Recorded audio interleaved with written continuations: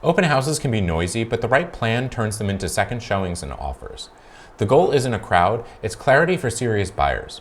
Hi, I'm Jeffrey Hoffmann, and I help homeowners across New York's Hudson Valley region.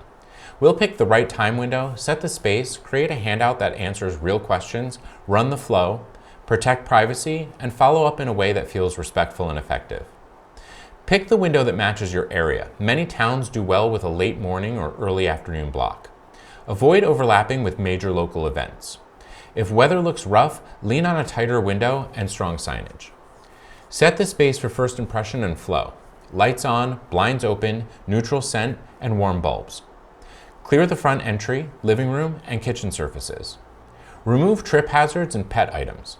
If your home has a key feature like a deck with a view or a workshop, make a small sign that points people there. Create a one-page handout that actually helps. Lead with the top 5 things buyers ask in your area: taxes, utilities, average monthly, rules if there's an association, and any recent updates with dates. Add showing windows for private tours and your agent contact. Buyers keep handouts that answer real questions.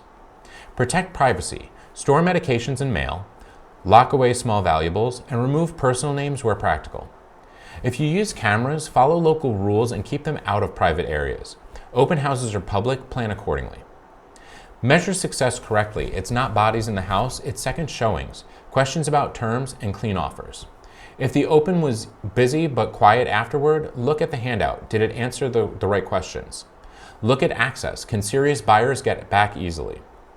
A quick example, a Saturday open ran from 11 to 1 with strong signage and a handout that listed taxes, utilities, and association rules in the first lines. We pointed people to a bright deck and a finished lower level.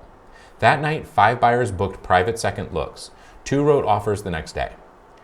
2 pitfalls: don't let the open house replace private access. People need quiet time to decide.